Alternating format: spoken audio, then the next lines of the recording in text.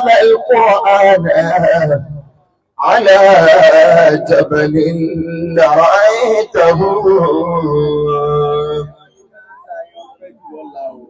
لرأيته خاشعا متصدعا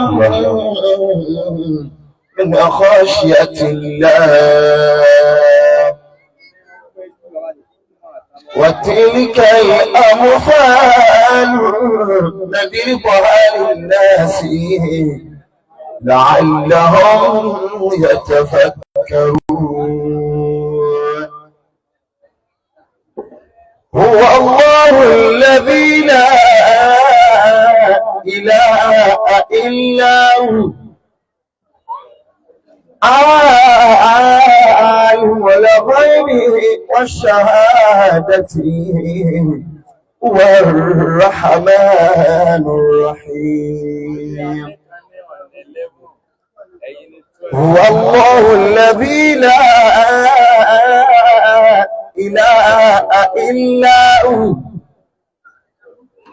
الملك القدوس السلام المؤمن المؤمن العزيز الجبار المتكبر سبحان الله عما يشركون. هو الله الخالق البارئ المصور له الأسماء الحسنى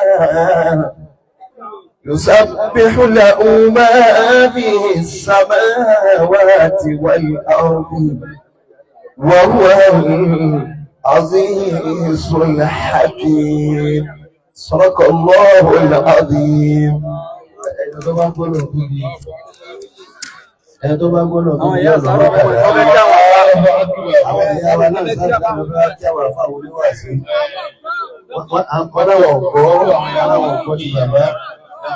Wọ́n wá kí ní papọ̀ nísìnyí, wọ́n kí bàbá dòkúrò lé orí ìyá wa gba alùmọ́tà wálì mọ́tù, gbogbo àwọn ìyàwó yẹ́yẹ́ ìyàwó kàkúrí àrí, ọlọ́wọ́ jẹ máa bẹ̀rẹ̀ dáadáa, ájàwà Sayyida Latifa ọ̀rọ̀, alùfọ́rọ̀ wíyà, al'adàbíyà, àbá Dhikrullah, Az-Zaburi, àbá Nafi'. Mọ́ wá kí bàbá wa gbà sí jòkólẹ̀. Bàbá àbábọ̀ lẹ́sìn ni wọ́n bẹ́ jòkólẹ̀ yìí. Àwọn bàbá wọ̀ lẹ́sìn ọlọ́run jẹ máa bẹ pẹ̀lú dáadáa. Ọlọ́jẹ́ kan sọ ọlọ́run. Bàbá Dr. Abíọ́wá bọ́lọ̀ ti ṣe lálá ní àdáadáa wọn. Ìmáàmánì ni wọ́n. Ọlọ́run dákun. Wọ́n jẹ́ ayú bèèrè lọ́wọ́ ara yín. Àmín. Ìmọ̀ náà pọ̀. Allahu Akbar. Ní àbá fẹ́ pẹ̀gàn, kọ́dà kí ìyàn fẹ́ gàn fún. Ọ̀tún wá yọkù padà. Ọmọ tí wọ́n fi ilẹ̀ síbẹ̀, kẹ́gà wọ́n wà ń bẹ̀. Okay. Bí ọba dáa tánà máa fẹ́ yẹ̀gàn fún. Àmọ́ kó fi sílẹ̀ síbẹ̀ pa. Ìgbẹ́lẹ̀ síbẹ̀. Wọ́n mọ ṣẹ̀rí àtọ́yọjú. Allahu Akbar. Mo sì ní kí wọ́n jẹ kí. Èbò yìí pọ̀ wò. Ẹ̀dẹ́kùn. Bàbá wa Sheikh wa Ishaq. Àbá àti ṣẹ́jì nìyí ó sì dábàá yìí náà. Àbá ilé wúrẹ́ Sheikh Abdulmumin. Àwọn ẹ̀dà. Ẹ̀dàkùn ẹ̀dà. Bàbá mi ìmọ̀mọ̀ lè tí ọ̀pẹ. Kọ́dà bí ẹ bá ti nǹkan kan bọ̀ wọ́n lá tẹ́jẹ̀ bá yọ ó sì pàdá jágbà. La ilaha illallah.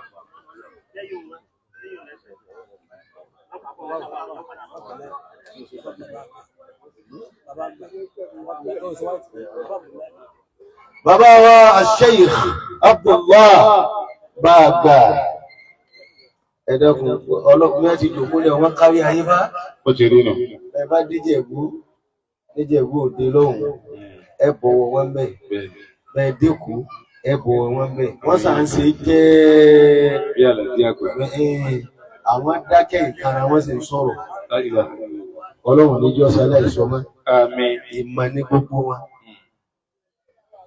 Mo kí bàbá wa lè dí ọ̀pẹ, bàbá ìmọ̀mù lè dí ọ̀pẹ lábáyàwó ti wà. Bàbá wa náà ìbí lábáyàwó, bàbá dà, bàbá dìde wọlé. Ọ̀dà àbáhùn, mo fẹ́ kẹ́ mọ̀ kí mo kí yí sí jòkó náà. Ó ti rí náà.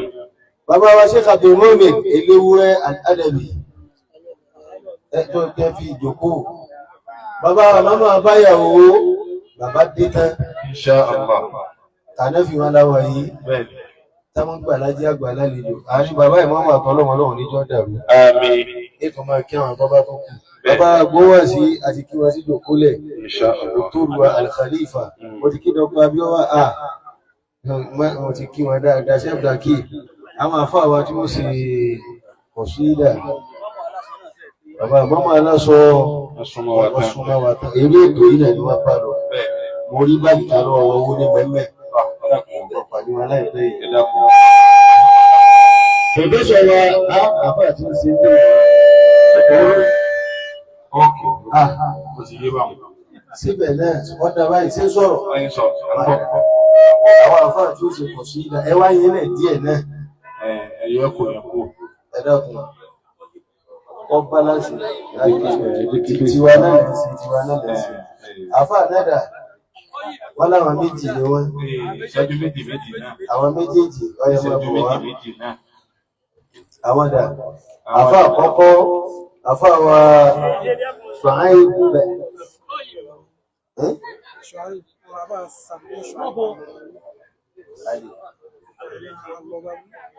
àfáà lọ́ba bísímìlá. Ìṣẹ́jú méjì. السلام عليكم ورحمة الله وبركاته.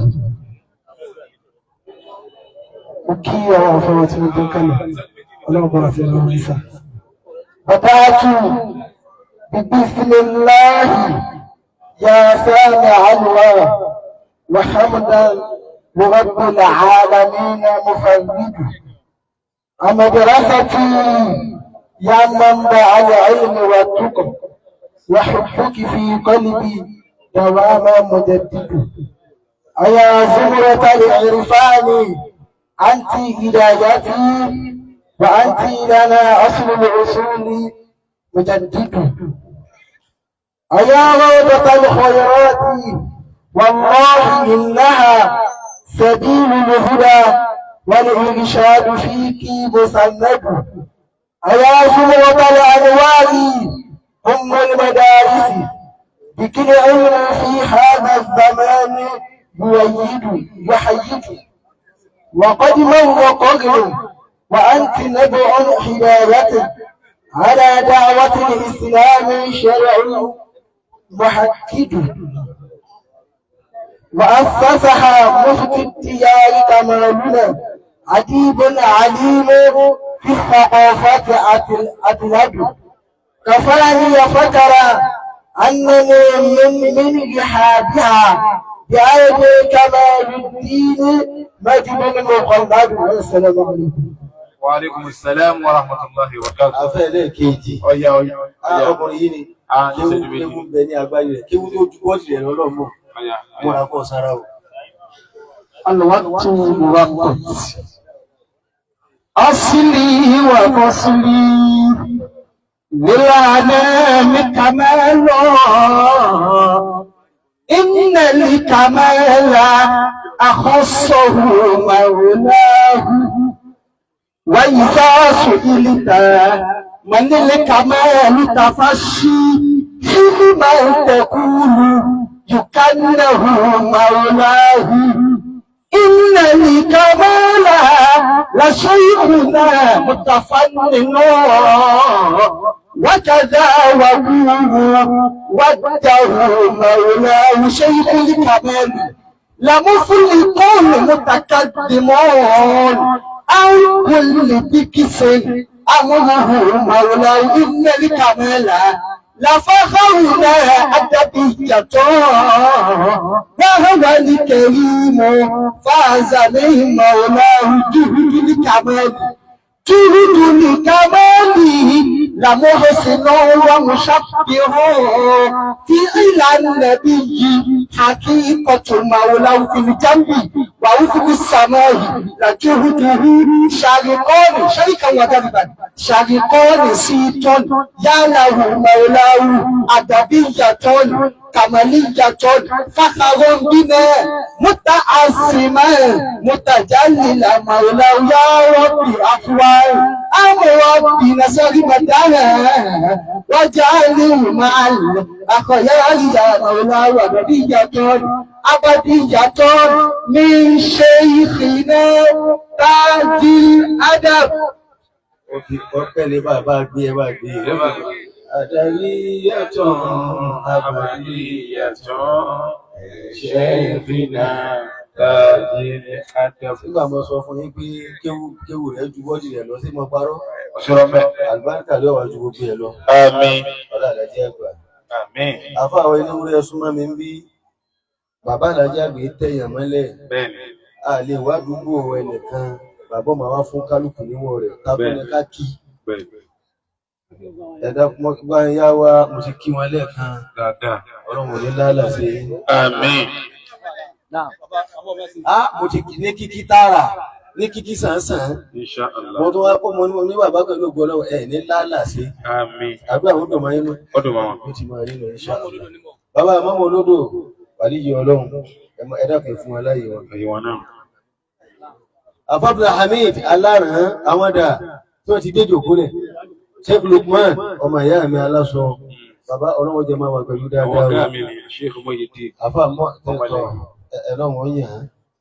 Ẹ dákun àwọn tí wọ́n ṣe ọ̀ṣídà. Látòṣogbo ìlàyé. À ń lọ sí Láti Ifẹ̀. À ń lọ sí ilé ká gbọ́rọ̀ ọlọ́run. Insha Allah. Ẹ dákun gbogbo àwọn àfà wa òye kàn. Gbogbo àkí gbogbo kálukú. Ẹ̀dàkùn ẹ̀rí pàṣẹ báyìí ni Ẹ dákun mi nìkan sọ sí mi lẹ́mìí. Okay. Gbogbo àwọn táwọn wájú kúlẹ̀ yìí ẹ dákun má jà máa wá lásán torí ọlọ́run. Okay. Ìwọ tí ọba sì ti dọ́dọ̀ yín ìwọ náà máa lọ pèpìà kéde gègé gbígbáyà fi ń fi Wọ́n ṣe ní fún kálukú ọgbà alágídí o. ọkàn mi sọ fún mi pé ọlọ́run fẹ́ tún ayé tó sí dáadáa. Mo wá bẹ ọlọ́run kó dákun mo fi jòkó yìí tí fi sùn náà gbogbo jákujàku tí ń mẹ́nu ayé mi wọlé àjòkó yìí tí ń wá ìmọ̀sà kápú ọlọ́run. Àmín síbẹ̀ fẹ́mi náà o. Gbogbo jákujàku wọ́n mọ̀ pé mo ti wá dáa tó ọwọ́ bàjẹ́ síbí yìí ọlọ́run yọ kó nu ayé mi. Àmín síbẹ̀ fẹ́mi náà ọlọ́run o. Èyí tí ètò inú ọ̀rọ̀ mi wàláhì mo rí bẹ́ẹ̀ pé ó ti padà kù ní bá a ti pè é ó ti di nǹkan mi báyìí. Ní tọ́dà Tọ́dà ni dákun mọ́ bẹ́ẹ̀ bá ti wá jòkó yìí máa fi sùn kan ọlọ́run mo tún gbé wáyà yín náà inú òróró mi pín mo ti ṣiṣẹ́ bẹ́ẹ̀ gbogbo tí wọ́n ń jẹ Nàìjíríà yìí náà lájọ lẹ́tọ̀ọ́ sí àti jẹ ọlọ́run tó bá wà nù kádàrá bá ń gbé ìgbọ̀nà rọrùn. Àmín. Ẹ̀dá tí ìjà jẹ́ pa ọlọ́run dákun má yọ mí kó ọmọ kí ó ní mẹ́bàá ìdákun sọ̀mí náà dàfà. Àmín. Ẹ ń ṣe dáwà dàfà ọlọ́run dákun fi mí sínú àtẹ́lẹ̀ wọ́n gùn láyé Àmín. má sì jẹ ara rẹ̀ Àmín. wọ́n jà lórí dèrèdè á ní wọn jìnà nígbà tí ìmọ̀ kó bọ̀ Àmín. ọlọ́mọdé ara rẹ̀ ọlọ́mọdé ẹ sáàfilẹ̀ èmi ní sọ̀rọ̀ bẹ́ẹ̀ àbí ọ̀dà ó ti gbìyànjú máa dàda ọlọ́mọdé ara rẹ̀ o ìjókòó yọ ọlọ́mọdé àwa lásán bọ́lá sí ní nǹkan rẹ̀ jẹ́ àgbà gbogbo wọ́n wá dálé kí wúlẹ̀ ọgọ́rùn-ún ọmọ kọjá lérí ẹ̀ kò sì parí ẹlòmí ò lè sọ̀tàn lé kí ó méjì ládùúgbò àbóhùn gan anímọ̀ dálé kí wúlẹ̀ 1980 kìíní kan ìgbà tó di 1991 kò sí mọ́ ọdún 1997 mọ́ tó gbé dìde kò tó sí mọ́ nígbà máa ń gbé eré ń kọ́ nígbà tí wọ́n lè dákó lóje lójú ayé rẹ̀ náà ni lójú ayé rẹ̀ náà ni ó yẹ ká mọ̀ pé ọlọ́run àlájẹ́ àgbà dáni ọlọ́run wọlé abó ti ṣe wá lájẹ́ àgbà tójú ẹ̀yìn wọn dà lójú wọn lọ àbó òrìbí lójú ayé wọn náà ẹ̀yìn tó wá ń dùn ọlọ́run dá gbogbo wa táwọn wájú kólẹ̀ atẹni tí ò wá lónìí ọlọ́run dákun jáyé tí wọn náà máa dùn. Àmín. wá jẹ́ kẹ́yìn wa ọlọ́run tó dùn lójú wa lọ. Àmín. gbogbo tá a ṣe tá a nílé ìsanwó rẹ̀ tán tí káwọn ọmọ ní ká lágbàpọ̀ ọlọ́mọdé àfọwọ́ fà á. Àmín. mọ̀ tún máa gbé àwọn fá ẹlòmíì ó ti fọwọ́ fa àgbàpò kalẹ̀ yóò rò fún òun mú jẹ ni.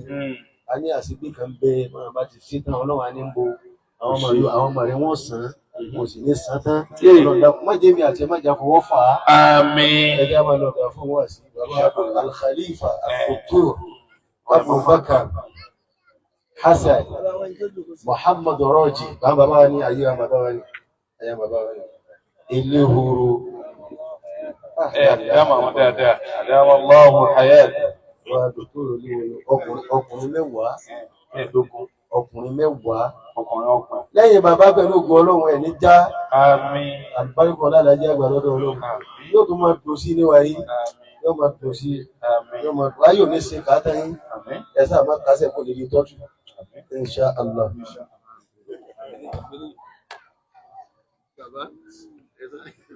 أعوذ بالله من الشيطان الرجيم بسم الله الرحمن الرحيم كفاني كمال الدين فخرا وماطلا عليه رضا الرحمن في كل لحظة كفاني كمال الدين عزا ورفعتا به بارك المولى خطابي ومهنتي وهذا كمال الدين في العلم سيد وفي العلم راس إنه كان حجتي به صرت معروفا لدى الناس كلهم به مجدوني في الضحى والعشية وخص الإله شيخنا بمكارمه ونال بها سبق على كل عالم وأكرمه بالصبر bàbá wa chief imam lábáyàwó ní bàbá máa wúlẹ̀ bàbá chief imam lábáyàwó bàbá wa dáúdù fàgbà sọ fún alágbàdé àdáwọn ní ká wá pọ̀ àwọn aṣọ wọ̀nyí a sì pọ̀ wá kó bọ́dà bí ó ṣe dé wa á dì bàbá wa abúlímọ́ ì adábí ọmọ alájẹ́ àgbàyẹyẹ ọgbọ̀n tọ́lọ̀ sí ẹ̀kọ́ alájẹ́ àgbàyẹyẹ akíyé kẹ máa wulẹ̀ ibẹ̀ ọ̀rọ̀ ẹjọ́ wa àbá wa ọba àbúkọ́rí ọba méjì kẹ máa wulẹ̀ ẹ máa tàbí ẹ̀ sí òkúlẹ̀ yìí ọmọ wọn lágbé tí ó bá sọkúlẹ̀ yìí náà gbogbo àdúrà táyà bá ṣe ń jọ méjì ẹ máa ṣe wákàtí kan sí máa dáwọ̀ lọ́wọ́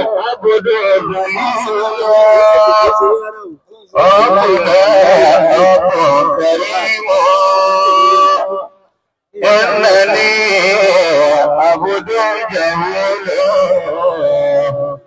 ربنا رب عليم إنني عبد فقير ربنا رب غني إنني عبد شكور لا إله إلا ربي إنني عبد شكور لا إله إلا ربي. أعوذ بالله من الشيطان الرجيم بسم الله الرحمن الرحيم أعوذ بالله من الشيطان الرجيم بسم الله الرحمن الرحيم. اللهم صل وسلم وبارك على سيدنا ومولانا محمد صلى الله عليه وسلم نور الدارين وروح الكونين وارث الثقلين وعلى آله وأصحابه حق قدره ومقداره العظيم. آمين آمين. صلاتي وتسليمي وأزكى تحيتي على المصطفى المختار خير البرية. على المصطفى أصلي وبنكي على المصطفى أصلي أصلي وأبتدي بها الفضل والنعماء والبركات بها الفضل والنعماء والبركات. mo kí Ọlọ́run الله ọba tó ṣẹ̀dá gbogbo nǹkan ó sì parí ètò rẹ̀ lórí gbogbo ohun tó ṣẹ̀dá. الله أكبر. innahu la yabtadi walakinnahu yabtadi. الله أكبر. kò sí ohun tọ́lọ́run ṣẹ̀ṣẹ̀ bẹ̀rẹ̀ tí ń ṣẹ̀ṣẹ̀ ń ṣe bàtọ́ bá ti ṣe tán tó fẹ́ fi hayé náà ní fi hayé. تعالى الله خالق كل شيء ومبدئ لا شك كالله واحد. òun náà ni bàdíìrù tó ṣe pé gbogbo ohun tó ṣe lam yajid mithalan qablahu yaqtadi bihi. الله أكبر. kìí ṣe pé owó fọ́tò ẹnìkan pé ẹnìkan ti ṣe báyìí rí lèmi ní òṣè bẹ́ẹ̀. تعالى الله خالق كل شيء ومبدئه لا شك كالله واحد. èyí ni fi ń jẹ́ badi'u samawati wal ard. torí pé kìí ṣe pé owó tẹnìkan kọ́pì láàbù wá pé tẹni òun lọ́wọ́ wò ló fi ṣe tiẹ̀. badi'u as-samawati ọ̀dà kìíní kan lẹ̀ tẹnìkan ò tí ì ṣerú ẹ̀ kọjá. àwa wádìí kí nìkan náà àwa rí pé sánmà àwa rí pé eléyìí nìkan tá a bá fi nǹkan míì kún ó tó fẹ́ ni Ọlọ́run bá nílò kọ́mọ̀pọ̀ Ọlọ́run bẹ̀. تعالى الله خالق كل شيء ومبدئه لا شك كالله واحد.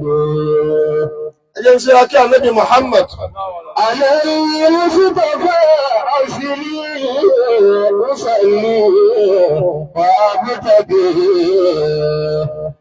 بها الفضل والنعماء والبركات بها الفضل والنعماء والبركات. ẹ dákun mo ti lọ́ǹṣẹ́ láìmọye gbà mélòó mi ò tí gbọ́ rí inú oríire tọ́lọ̀ ń ṣe fún àdàbíyà ni pé àáfàá wa الشيخ محمد كمال الدين رضي الله تعالى عنه وارضاه حبيب الله بن موسى الأدبي رضي الله تعالى عنه وارضاه nínú àrọ́mọdọ́mọ Ànábì Muhammad tó kù láyé صلى الله عليه وسلم. òun nínú ilé náà wà nínú àrọ́mọdọ́mọ Ànábì tó kù láyé innahu min al-ashraf kìí ṣe àṣùrọ́fù lárúbáwá lugawiyya o àwọn náà pè ní àṣàráfù àwọn náà làwọn tó ṣe pé intaha nasabuhum ila rasulillahi sallallahu على المصطفى أصلي أصلي وأبتدئ بها الفضل والنعماء والبركات. bẹ́ẹ̀ lọ́dọ̀ bàbá wa tó pilẹ̀ àdàbíyà yẹ́nyẹ́ lọ́hùn àfá àgbà Sheikh Tajul Adabi رضي الله تعالى عنه وارضاه. nínú àwọn rìwáyàtì tó sọ fún wa pé Sheikh Abdul Qadir làáfá àwọn Quddisa sirruhu آمين. bàbá ń tírèsì Sheikh Abdul Qadir agbọ́dọ̀ lọ tírèsì kànábì Muhammad صلى الله عليه وسلم. èyí ó ti bá òkú jẹ́ lọ́nà méjèèjì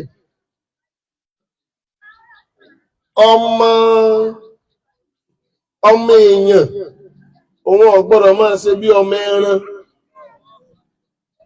níjọ́ tọ́mọ èèyàn bá ń ṣe bí ọmọ ẹran ẹ̀rù ó bà wá pé níbo ni a lọ sọ̀kalẹ̀ ayé síbọn àmọ́ láyé lónìí ọ̀pọ̀lọpọ̀ ọmọ ẹran ni wọ́n ń ṣe bí ọmọ èèyàn nínú ẹni tọ́lọ̀ ń ṣe lọ́mọ èèyàn tí ò gbọ́dọ̀ ṣe bí ọmọ ẹran gbogbo tí ń bá ń jẹ́ra àdàbíyà ni nítorí pé arígbìnrin ti kéwú arígbìnrin ti kẹ́kọ̀ọ́ àlékún ìkẹ́ àti ìjọba máa ń sẹ́fà Ànábì Muhammad náà آمين àfáàgbà ṣẹ́gun tó jẹ́ ọlọ́bí ọlọ́mọ ń kẹ́ wọn sí آمين bàbá wa alájọ́ àgbà ọlọ́mọ ń kẹ́ wọn sí آمين sẹ́ńtúrìárì ìjọba sádùúgbò yìí àdúgbò ńlá èèyàn lè sọ̀tàn ẹ̀ ńlọrin kó lòun ya báyàwó kùn mẹ́. وخوف الإله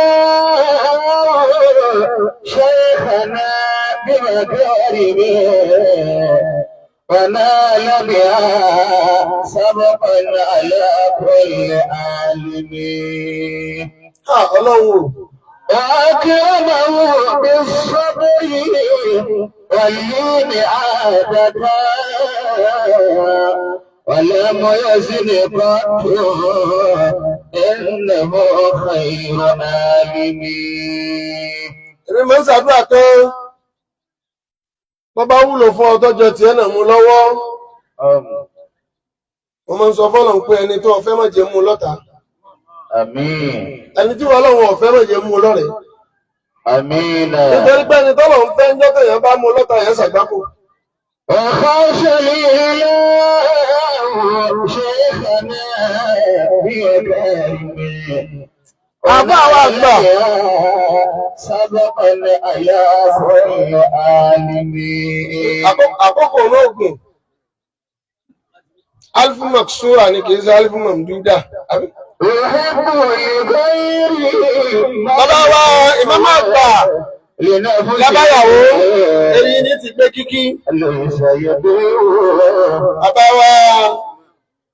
bàbá wa ìmáàmù Abẹ́kúmọlé wọ́n ní kí n máa kí bàbá àti ìbùmọ̀ mú wa lábáyàwó. ولم يكن شكاما ẹfun dẹ́kun tó ọmọ bá ń já díẹ̀díẹ̀. ولا هو لائنا ẹ funfun lásán ẹ tó funfun láwọ̀. ó fi hàn pé bẹ́ẹ̀ náà nínú yóò ṣe funfun. الله أكبر. ẹ dákun eléri ẹni kọ́ mọ̀ ṣe bí eléri ibú. bẹ́ẹ̀ ibú bá ṣe bí eléri ibú àjẹbí ilé wọn nu. gbogbo ẹ̀yẹ tí ń bẹ láyé à ń rẹpísẹ́ǹtì àwọn tí wọ́n bí wa ni. ẹni tí ń bẹ ń bẹ lónìí ó délé fáwọn kan lánàá ni àwọn kan tí wọ́n ti lọ lánàá ló délé fún. àyà àwọn àgbàlagbà lẹ́yìn náà dì mú yìí ọlọ́run níjọ́ bàjẹ́ láéláé. آمين. wọ́n wá tara yín mo kí gbogbo òjòkó lápapọ̀ ẹ gbà mí bẹ́ẹ̀ ó ti sọ fún yín pé alifu maksura ni ìjòkó yìí kì í ṣe mamduda. wọ́n wá mo tara bẹ́ẹ̀ darí sọ́dọ̀ àwọn ìyá wa alẹ́ ansoriya gbogbo tí ń jẹ́ra padà sí bọ́ọ̀lù mọ́jẹ sàgbákò rẹ̀ آمين. bàbá ọlọ́kà ni wọ́n lọ wọ́n sì ń kí wa ولم tẹ̀rí. يكن شكاما ولا هو لائنا بطلابه أو أهله أو الظالمين. bàbá wa Sheikh Abdulaziz Aláṣọ bí wọ́n ṣe tó yà yín ni mo ṣe ń ká o ẹ̀dàkùn ó lè má ṣe déédé lọ́dọ̀ mi ẹgbà bẹ́ẹ̀ o gbogbo yín pátá làáfà wa ṣe rí àṣàrẹ tá a bá dàdà bí ìyàwó àṣàyẹ dá púpọ̀ gbogbo ẹni ọba ti tọgbẹ ẹni ọba ti bá lé kéwà àfà rẹ àṣàyẹ dá gan àṣàyẹ dá àwọn láìkẹ. bàbá wa Sheikh Abdulaziz Aláṣọ bàbá wa Dr. Babátúndé Zubair Fúlàní Ọlọ́run àbíọwá ẹ mẹ́ta kò ní bàbá ọmọ fọlọ́ǹdẹ̀ yín Fúlàní Yorùbá wà ẹgbẹ́ yìí lẹ́bà. أكرمه بالصبر واللين عادة ولم يزن قط إنه خير عالم. àbá wa Sheikh Abdulmumin eléwúrẹ́ àtẹlé oró tá a bá pa méjèèjì pọ̀ ìyẹn ó dùn jẹ. أكرمه بالصبر واللين akéyé púpọ̀ عادة akéyé púpọ̀. ولم يزن قط إنه خير عالم. gbogbo ya àgbàlagbà tí wọ́n wọlé wá ké sí wípé ìjọ alájàgbà ń bọ̀ wá tẹ̀sí dídé fún in tí ò jẹ́ fẹ́ràn ẹ̀rọ ọlọ́run kan mọ́nu ìsìn ní fẹ́ràn ẹ̀dálùkì àwọn ọlọ́run fi dé ilá ìdá tábà àfi tó bá túbá wàláhì làzim níjọ́ tí mo gbọ́ làbárí náà inú mi bàjẹ́ àfáà kúrè àjọ pẹ̀lẹ́ o àjọ pẹ̀lẹ́ bàbá tèmi lọ bàbá mi lọ ìyá ti àfáà àlùmọ̀dí lọ bàbá sì ti lọ tẹ́lẹ̀ àbí àgbogbo ìjọ kún wá ẹwà wọnú ilé wá lélé o ayé wá rí náà rí alájà àgbà lára wa pé àṣẹ ẹ̀yin ní òkè sàwọ̀ ẹwà mi mọ́tọ́bà ṣe kí n ìlò rí okùn méjì ìṣẹ́ta ọkẹ́ yọkan láti àfáàfù náà ولا حول ولا قوة إلا بالله العلي العظيم سلام قولا من رب رحيم حسبنا الله ونعم الوكيل ti wà nù mo sì ti lọ́ǹtì ẹ̀ lọ́dọ̀ bàbá wa lára mi mọ́tàbà ẹ̀yin náà lẹ nínú ilé yìí inú ilé yìí náà lẹ ti ní bàbá wa lẹ́jọ́ àgbà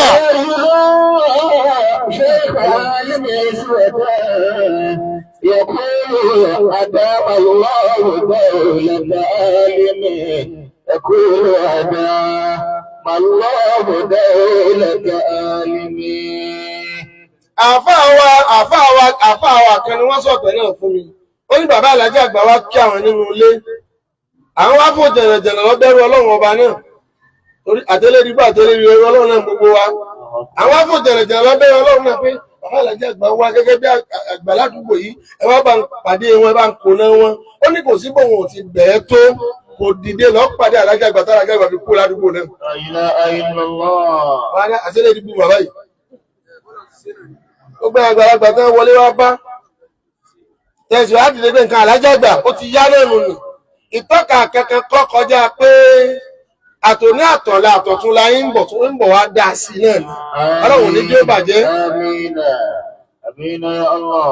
ìgbẹ̀yìn olóríire àwà ní bàbá ìmọ̀ máa gbà ọ lẹ́sìn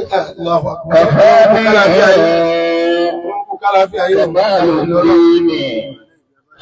ọba aláìdá báyàwó kí púpọ̀ kí yóò bàbá ìmọ̀mù ilé ọ̀pẹ ilé ìdí ọ̀pẹ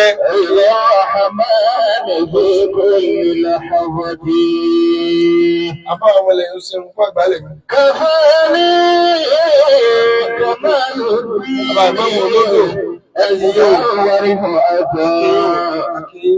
bàbá aṣọ́kàtùlá àbáyàwó ìmọ̀lú àti ومحنتي ببركة bàbá àbúlé máyì olódò náà ní ẹ̀bí bàbá àbúlé máyì àkíyàn aládábí àkíyàn gbogbo tí ń jára bí yà ládùúgbò yìí lábáyàwó àbábáyàwó òkè àti tìsàlẹ̀ àti tọ̀tọ̀ àti wájú àtẹ̀ gbogbo yín pátá la kí pé ẹ kú oríire alhamdulillah ẹ kú oríire o. bí ṣètò ma'rufa للناس كلهم ibi tí ti bẹ̀rẹ̀ wá sí mi.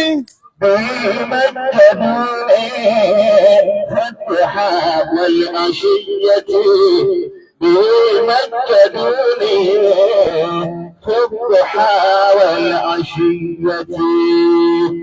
Bàbá wa àgbà náà ìdí àgbà ẹgbọ́nà méjì mọ́ papọ̀ ẹlòmíràn àròkó kan méjì ní ọkọ̀ ẹ̀yọ̀kan náà ni bàbá wa àgbà náà ìbí àgbà bàbá náà ìbí àgbà náà òkè púpọ̀. معروفا لدى الناس كلهم. Ẹbí tí ti bẹ̀rẹ̀ wá sí mi mọ́lámú ìdí lákùnbà ṣe àwùsù pẹ̀lú wọn alájàgbà tó dùn dáadáa. أعوذ بالله من الشيطان الرجيم. Ó tẹ̀kasán lórí ṣì nìyẹn. أعوذ بالله من الشيطان الرجيم. ثلاث شتات ثلاث شتات أعوذ بالله من الشيطان الرجيم أعوذ بالله من الشيطان الرجيم بسم الله الرحمن الرحيم وأما من خاف مقام ربه ونهى النفس عن الهوى وأما من خاف مقام ربه ونهى النفس عن الهوى فإن الجنة هي المأوى فإن الجنة هي المأوى فإن الجنة هي المأوى القدوان ولمن خاف مقام ربه جنتان قال فبأي آلاء ربكما تكذبان ولمن خاف مقام ربه جنتان فبأي آلاء ربكما تكذبان فبأي آلاء ربكما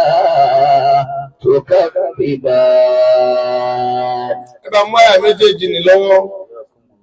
Àwọn alájọ́ àgbà náà ni wọ́n ní àtàwọn tó bá rí bí wọn. Àrímà Nábì Muhammad sallallahu alaihi wasallam. Likulli zamanin rijalu.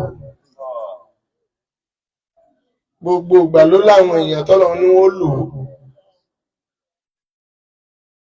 Èèyàn lè máa bẹ láyé lọ gbére.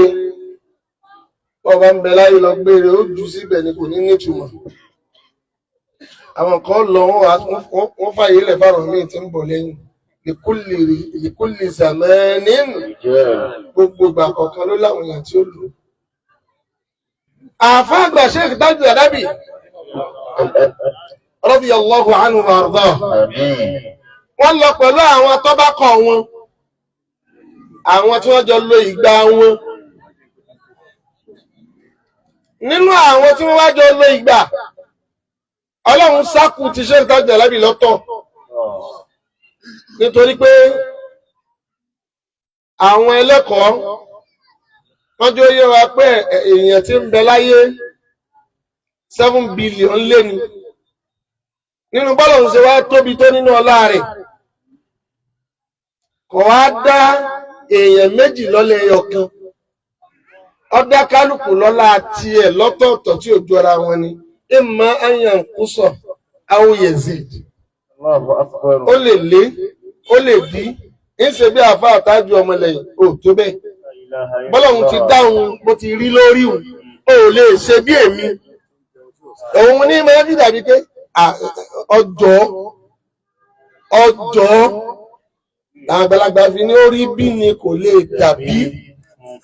Àfá àgbà Sheikh Tájù Àdábì, àfá wa mínísítà, fúnra ara Ọlọ́run ló sákùn onítọ́bákọ̀ tí wọ́n ti lò pé ọ̀tọ̀ ni wọ́n mọ̀ jẹ́. Al-ilmu amana. Àwọn àríkà náà àkọọ́lẹ̀ babalágége. Ọlọ́mbà lékún àánú wọn. Àwọn ọba àfá àkànjà ní gbogbo ayé. Bàbá bá àfá àkànjà láyé, ọmọ àlè lámọ̀ jẹ́. Tó pé bàbá wa ti sọ fún wa pé Allahu Akbar. Akí bàbá wa, bàbá alájà àgbà lónìí, akí bàbá wa, wà lè mọ́ wọ́n ní kó kéwú ó sì wá. Bàbá wa, International Mission of Ansar Islam. International Mission of Ansar Islam. Adamallahu hayatahu. Àárín pẹ̀lú ọba tó ní onígbàjẹ́. Ọlọ́run ẹni Ọlọ́run, ẹ ṣé púpọ̀. Ọlọ́run ṣàlékún dáadáa.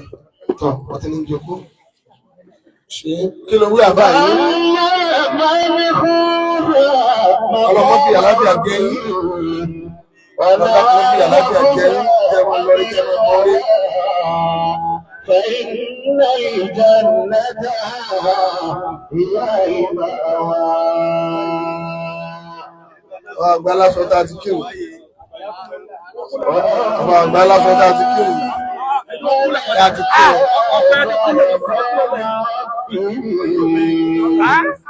ونهى النفس عن الهوى فإن الجنة هي المأوى.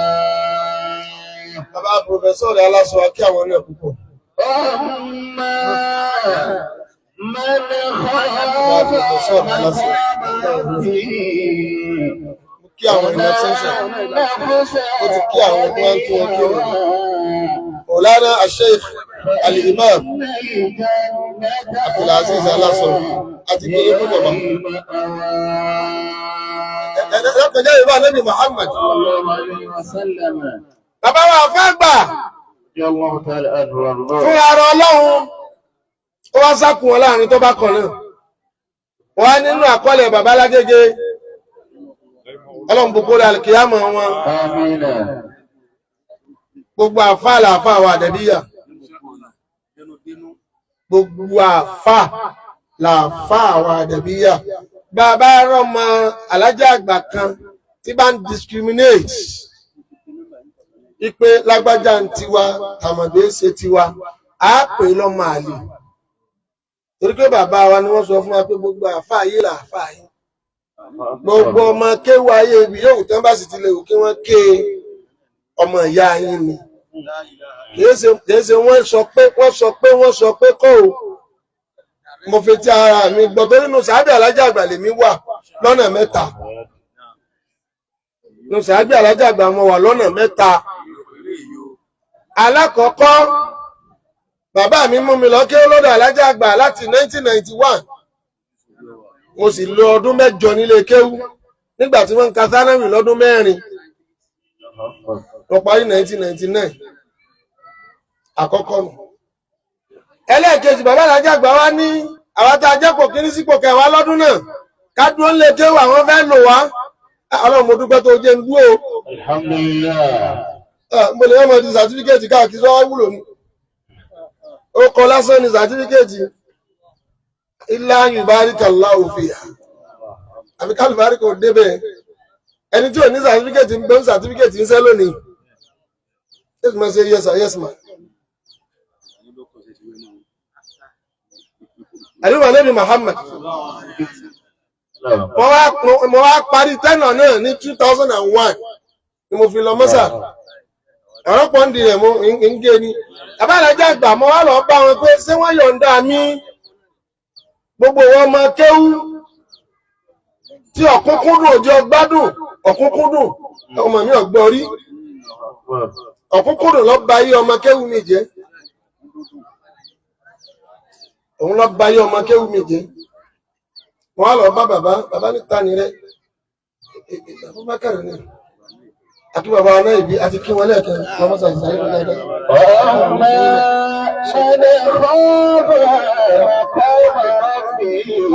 akẹ́wọ̀n bàbá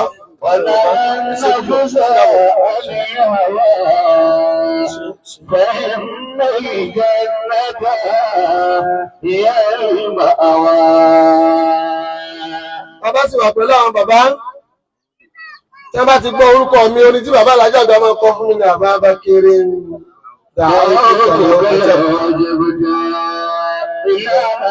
orin tí wọ́n kọ́ fún mi. Bàbá wọlé lọ bá bàbá nígbà wọn bá ti yọ̀ǹda ní ọ káìrò yìí tèmi ojú káìrò ilẹ̀ tèmi. Bàbá níta ní rẹ mú ní Abubakar sí ajẹ́ lówó ni owó oṣù tá nígbà lè kéwú ẹ̀jẹ̀ mú lówó ìrẹ́ ló ń lọ sí káìrò ẹ bá ti dánwò ẹ má dá sọ́rọ̀ òṣèlú wọn tẹ́ bá lọ ní kẹ́ kọjú mọ́ mo ní ìzì ní ti dé òun lẹ́lẹ́kejì ẹlẹ́ẹ̀kẹta òwá síjọ́ tí mo Allahu Akbar wọ́n gbà tí mo wà ní Mọ́sà bí n bá ti ń lọ́la Nàìjíríà ní màlá pé súnmọ́ ni mo wà.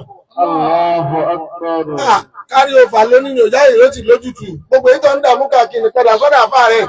Ilaha illallah. Kínú àfà rẹ̀ ó dùn sí ọ nínú àfà rẹ̀ bá ti dùn sí ayé rẹ̀ lójútù. Allahu Akbar. Wọ́n á padà dé láti Mọ́sà ní 2005. mo sáàfù láàrin 2006-07 wọ́n wá padà sí súnmọ́ra láti parí kídímọ́ náà. Ìtumọ̀ ẹni bọ́lá sọ fún mi pé parí o nígbà mo wá parí bò lórí ibi tá a ti yà lọ ni pé nù sábẹ́ Alhaji Àgbà lèmi wà o. Alhamdulillahi Rabbil Alamin. ká gbọ́rọ̀ kan nígbà tí wọ́n kọ́ wa ní rọ́ọ̀dẹ́ ibi tó fi máa ronú sí pé sòótọ́ ni àbírọ̀ ni. Àyùbá Nábì Muhammad Sallallahu alayhi wa sallam. èyí l'Alhaji Àgbà sọ fún wa nínú àkọọ́lẹ̀ bàbá Lágége láti wá rí wípé àwọn mẹ́ta kan bẹ tí wọ́n jọ lo ìgbà ọ̀làjú kéwú pẹ̀lú àfá àgbà Sheikh Tajudeen. Wọ́n dákọ̀ Sheikh Mustapha Al-Afandi, wọ́n dákọ̀ Sheikh At-Tarabalisi, ó di mélòó? Wọ́n wá dákọ̀ àfá àwa sì kẹta Sheikh Muhammad Al-Jami Al-Labib Tajul Adab. Ọba nínú Al-Islam fi Nàìjíríà, ọba nínú An-Nizamu At-Ta'limi, ọba mọ̀ kàtírà, ọba ń bẹ̀. Nínú àkọsílẹ̀ náà ni bàbá wa Alágége wọ́n pé gbogbo àwọn méjèèjì yòókù lórí pa wọ́n parẹ́ nítorí pé wọ́n rí ọmọ kéwú tí ó jogún wọn. Àfààfà àgbà nìkan Sheikh Tajudeen lórí parẹ́ ṣẹ́kù nítorí pé khalafa tìlìmíìzàn. Nítorí pé wọ́n rí ọmọ kéwú tó lè máa kárí ẹrù ní ọmọ kéwú tó lè máa kárí ẹrù yẹn lọ. Wọ́n sọ́sẹ́kù lẹ́yìn wọn kò jẹ́ kó gún mímọ̀ wàhálà tí wọ́n parí. Ta lọmọ kéwú náà? Dhalika Sheikh Muhammad Tukur. Dhalika Sheikh Muhammad Tukur. Èmi ni mo pè bẹ́ẹ̀. Kamaluddin ni bàbá Lágége pè. Wọ́n fẹ́ rí fá àwa sí nǹkan méjì tó papọ̀ lára bàbá.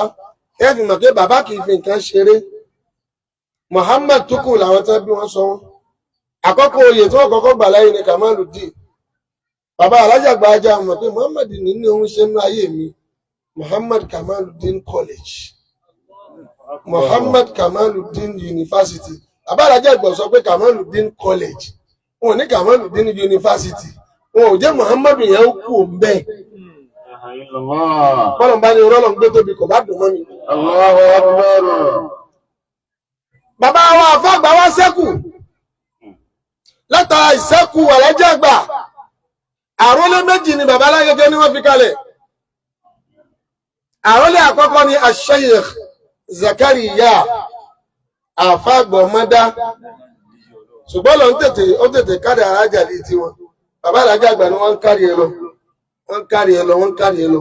Bàbá àlọ́ òun tó bá kọ́ ti bàbá Alhaji Àgbà, tó bá kọ́ ti gbẹ̀yìn. Èyí òun Lamhatul Balloon. Ó rí pé bàbá ni Fatihu hadhihi at-tabaqa. Allahu Akbar. به فتح الشيخ آدم عبد الله الإيلوري هذه الطبقة الأخيرة.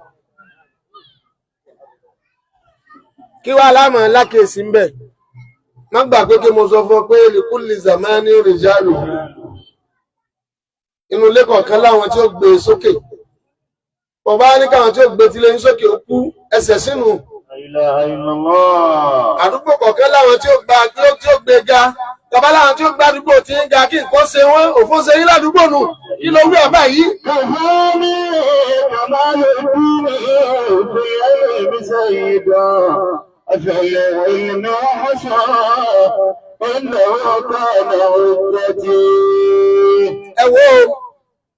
ẹ wo ìdí nìyẹn gbogbo àtàjà àfa àkọ́mọ ń ké gbogbo ẹni wọ́n bá kó sọ́dọ̀ wa ní kẹjá mọ́ nítorí mọ́ pé wọ́n déèyàn.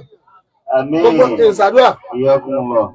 Gbogbo ní ẹ̀sìjá máa náwó dáadáa sí tó ra àmọ́ tí ó ṣojú wa lọ́la.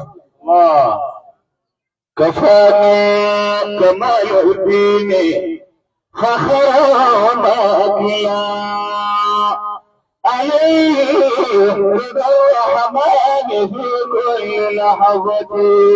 Bàbá Alhaji Àgbà wá jogún ìkọ́ máa ń ké lọ́dọ̀ àfá wọn. Àfá wọn sì gbá máa náà pé òun rẹ̀ o, ń tà ń ṣe yìí ni kí wọ́n náà mọ̀ sí. Torí kìíní kan bẹ̀m̀bẹ̀ tí máa ń dàrú máa rẹ̀ lójú. Àwọn èèyàn rò pé bóyá ilé kéwà àfá àgbà Alhaji Àgbà jogún náà. Alhaji Àgbà jogún in tí ń ṣe yìí ni kó o máa ṣe lọ́dọ̀ àfá àgbà. Dákun bá ń kílẹ̀ rẹ̀ kó yíyọ. Ló fà á, ìtẹ̀tà máa gbọ́, káàsì gbọ́ dàrẹ́tì lẹ́nu bàbá alájàgbà pé mo dúpẹ́ tọ́lọ̀ ń tọ́ mi sọ́nà níjọ́ náà tá a bá mi ní ṣé mo fẹ́ jọba lọ́nà báyìí kí n máa pàṣẹ mo wá ní bẹ́ẹ̀ ti rí ní kẹ́ sọ fọ́lọ̀ kó jẹ́ mi náà rí. وخص الإله شيخنا بأفكاره ونال بها سبقنا على كل عالم. òun ló fà á nígbà ayé bàbá àwọn àbá wa gbà ayé ara àwọn ọmọ jẹ́rìí sí tó bá dọ̀dọ̀ bàbá gẹ́gẹ́ bí ọmọ kéwù tí bàbá bá ní kí lè ń ṣe báyìí kí lè rí ṣe kò sí tí ó dùn mọ́ bàbá tó kó sọ pé àwa náà ń kọ́ ọmọ ń kéwù ó túmọ̀ sí pé ogún àbá àgbà tí wọ́n jẹ lórí ìmójútó sẹ́ẹ̀mí tèmi náà ń ṣe bàbá náà fẹ́ kó parẹ́. Allahu Akbar.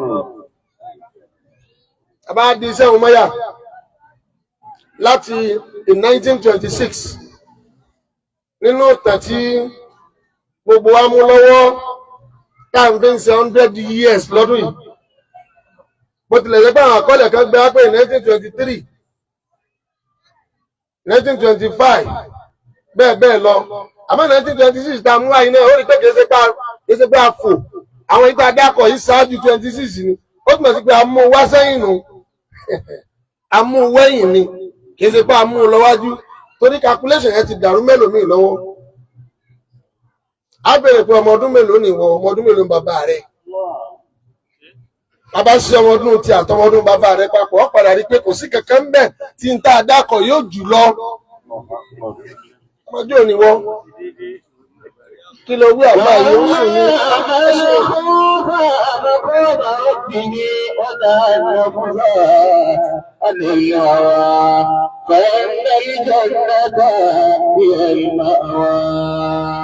nítorí pé ọlọ́run mọ bó ti ṣàlájà àgbà àti tán wọn tọ́lọ́run mọ̀ pẹ́ ní ìtàn ní ogún bàbá alájà àgbà tó wá kó nǹkan wọ́n tún wá gbé tuntun wọ́n tún gbé àwọn tuntun méjì ọ̀tọ̀ wọnú akọ̀mọ̀ ń kéwú wò tó ń bá ń sọ nǹkan kan lórí àwàlíyà akọ̀mọ̀ ń kéwú lárúbáwá tó jẹ́ tìgbàlódé tó wọ́n lọ fi tì síbòmí antazọ́ọ̀lì antazọ́ọ̀lì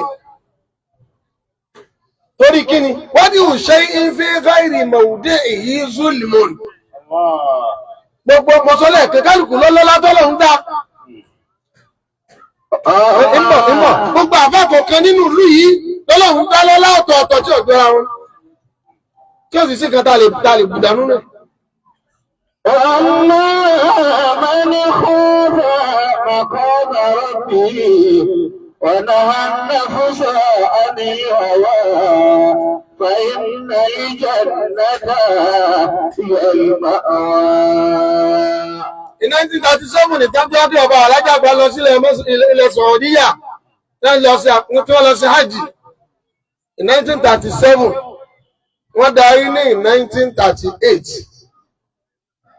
A máa tún sọ ogún ọdún ti kọjá lórí ikú alájàgbà ọ̀pọ̀lọpọ̀ ọmọ ogún ọdún òun náà ti di baálé ilé nínú ilé wọn.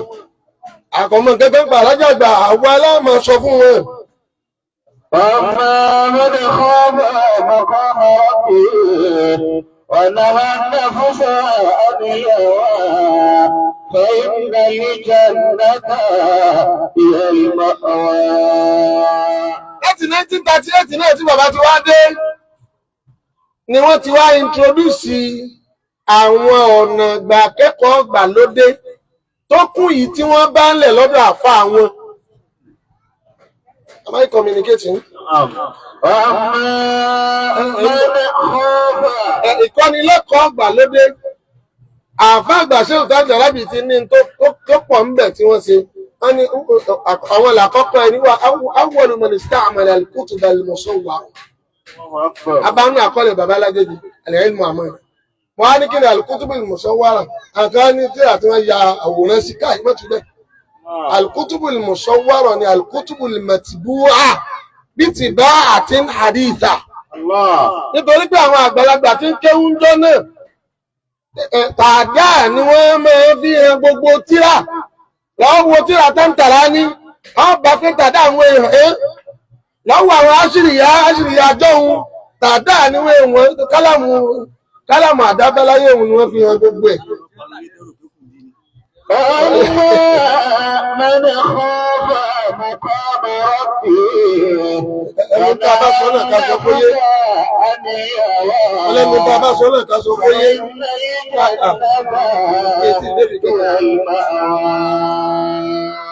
àdúgbò alẹ́bí Muhammad al-kutubu al-musawwara yẹn ṣe tíra tó ń yàwòrán dàrájà tó ń kọ́ tíra al-kutubu al-matbu'atu bí ti bá àti haditha tí wọ́n fi òǹtẹ̀ ìgbàlódé tẹ̀ nígbà náà àfá àgbàlá kọ́kọ́ ẹni ọkọ́kọ́ lò sẹ́mọ̀ pé àbí ara ìmú ọ̀làjú tuntun wọn ló kéwù náà kọ́ ni. bàbá alájà àgbà wa dé wá introduce ẹja máa kọ́ sórí pátákó pẹ̀lú chọ́ọ̀kì ẹ máa jòkó lérí àga evidence tí ó fìdí èyí múlẹ̀ ọ̀kan pàtàkì ní dídá iléèwé Ansar Islam Primary School kalẹ̀ ní 1947.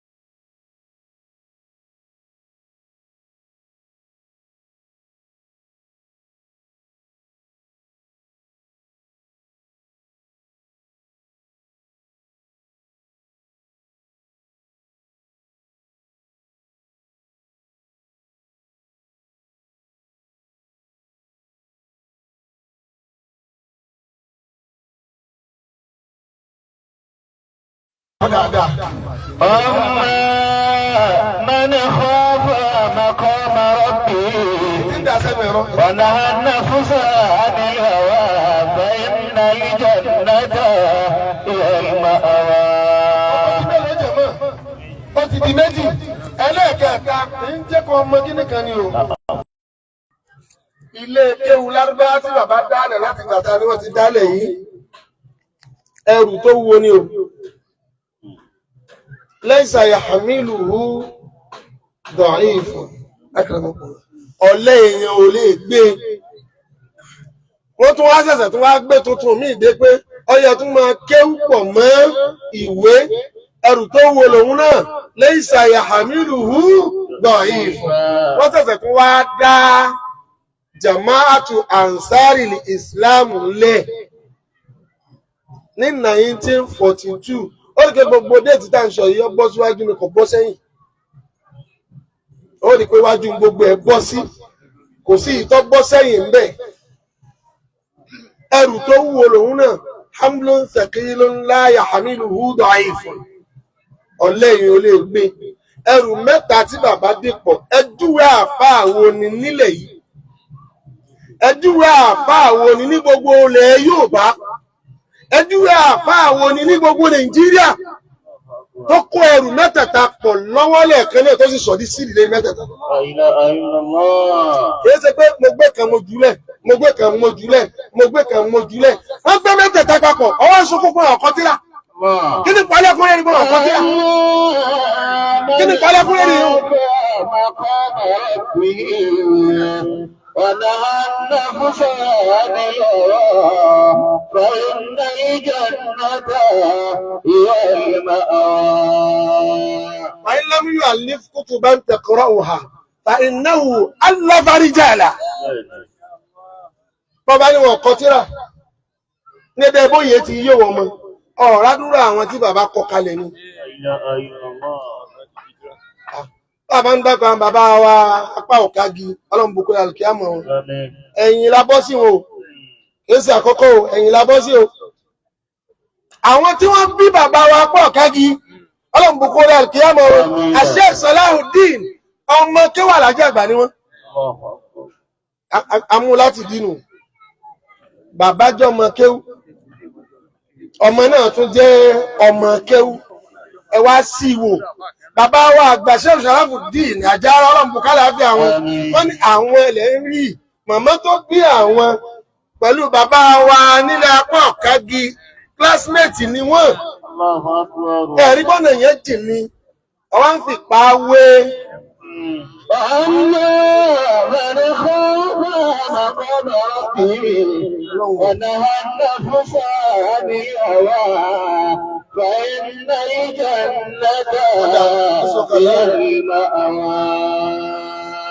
sọ̀kalẹ̀ lẹ́nu àkọ́kọ́ sàtífíkẹ́ẹ̀tì tí bàbá Alhaji Àgbà kọ bí káàtì ìlúwà rẹ̀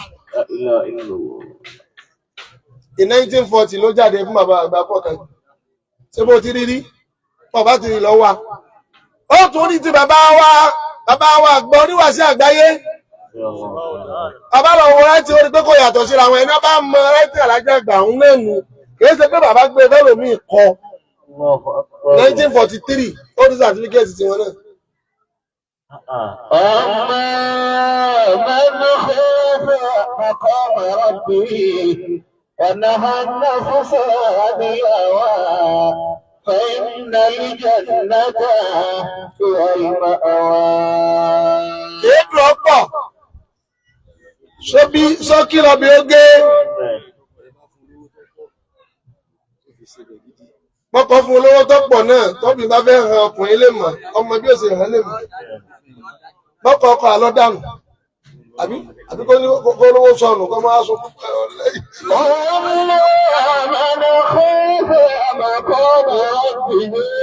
kò sí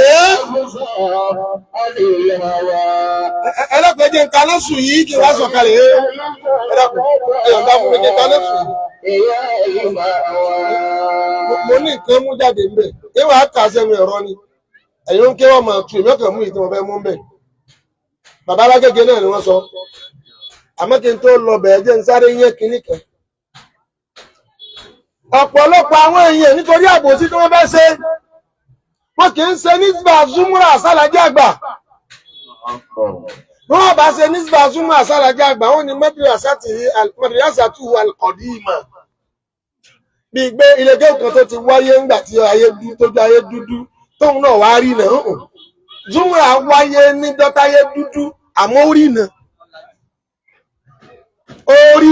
èsè ló ti yé ẹ máa wá lọ mú Azari in 1963 ẹ máa wá lọ gbé fún Alhaji Àgbà Abosini Zumura dádúró tiẹ̀ Azari dádúró tiẹ̀ ẹnu mọ̀ pé Zumura máa bu Azari ní ọmọ kéwú títí dòní in 1999 táwa parí bàbá Alhaji Àgbà sọ fún wa pé ta parí sorry 1995 ta parí ẹ̀dádí bàbá ẹni tó bá fẹ́ ka sánẹ́wì tiẹ̀ lógidi ayọ̀ǹda o ẹni tó bá sì fẹ́ dúró níyà yín náà ń gbọ́sẹ̀ pé ọ̀kan náà ní méjèèjì má dáa pọ̀ ilé kéwúwo méjì wá sáré gbọ́ bàbá alágége ní Nabaga Muhammad Kamaluddin fil ulumil arabiyya hatta adhasha jami'a mu'asiri eré ẹlòmíì sì lọ nísìnyí ó pèsè bí tí àwọn náà lè ń kà yìí bí wọn ò bá kọ̀ yìí wọn ò ní níyì rẹ̀ torí pé wọ́n kọ́ ni wọ́n fi níyì wọn kọ́ àríbà síbẹ̀ gẹ́gẹ́ bí pé bàbá kọ́ wa ní àmọ́ náà èyí tá a bá sì ní tó kù dẹ̀ àfi ládàbí kọ̀ọ̀rẹ́ tiẹ̀ ládàbí náà gbogbo ń tà ń ṣe ládàbí náà la máa fi òní ní ládàbí àkọ́ wá jẹ́rìí pé ọmọ orí wí ọjà gí àdàbí àkọ́ ní ṣe bẹ́ẹ̀ bí lóòtù láti kọ́ lọ́dọ̀ bàbá Alhaji Àgbà kí àwọn afọ àwa àgbádùn wọn púpọ̀ hatta adhasha jami'a mu'asirihi ورزق الفصاحة في الوعظ والمحاضرة حتى أعجز من قبله وأتعب من بعده وبقي في ذلك الميدان نحو ربع قرن من الزمان. Ẹbá ń fàlà sáàrin ẹ. Ẹ má jà sọ́ra wa di kiri àti kèfèrí àti mùsùlùmí. Bí kiri ó bá rí gbogbo ohun tí ń bẹ nínú Kùránì yípadà àwọn ọba yípadà. Ó sì ti wà bẹ́ẹ̀ lẹ́nu ni. Àkáíkù ò ṣe yí. Níta bá ti pè ní àkáíkù ẹ̀fílẹ̀ kó wà bẹ́ẹ̀. Àbáyé, wà bákìyà fi dhalika al-maydan nahwa ruba qarnin min az-zaman wa lam yunazi'hu wahidun wala ithnan fi jami'i bilad Yuruba bal sara mathalan yuhtadha wa lam yabqa min mu'asirihi man lam yata'athar bihi aw lam yaqtabis min asalibihi fi baladihi. Tẹ́yàn bá jòkó ti kéwù yẹn, sẹ́rí àkókò tí mo lò láti gbà tí mo ti bẹ̀rẹ̀ mu, èrò ní rí tútán, amẹ́kẹ̀jẹ́ ń fanú tẹ̀yọ̀ kan jáde lẹ̀. Kí bàbá Lágége ó tó gbà pé àdẹ̀háṣà jẹ̀mí àmọ́ àásìrí, ó kó wàhálà báwọn tí wọ́n jọ lùgbà. Alájà àgbà ni wọ́n rí bá sí o. Àríwẹ̀ yìí rí gbé wá. Gbogbo àwọn tí wọ́n jọ lùgbà ni wọ́n wà nípò bẹ́ẹ̀. Wọ́n dààmú pé àtà àjáza máa ń kọ́búlàwú. Àwọn tí wọ́n dé ṣáájú wọn padà juwọ́lẹ̀ pé ọ̀gbọ́n asọ̀rẹ́ndà. Wọ́n àti àbà máa ń bá dàwú. Wọ́n wá alájà àgbà wá jáwọn tí ń bẹ lẹ́yìn wọn sáré àsáfẹ́ dojúdé. Èrè àsáfẹ́ dojúdé bí mo bá lè yé ń bẹ̀ kí n yè. Bóun bá sì kú kóun kú ọlọ́wà ní óyè ká lè máa rí ọ́fíìsì àpẹẹrẹ pé ara àwọn tí wọ́n tara alájà àgbà débi táwọn náà lọ rí o.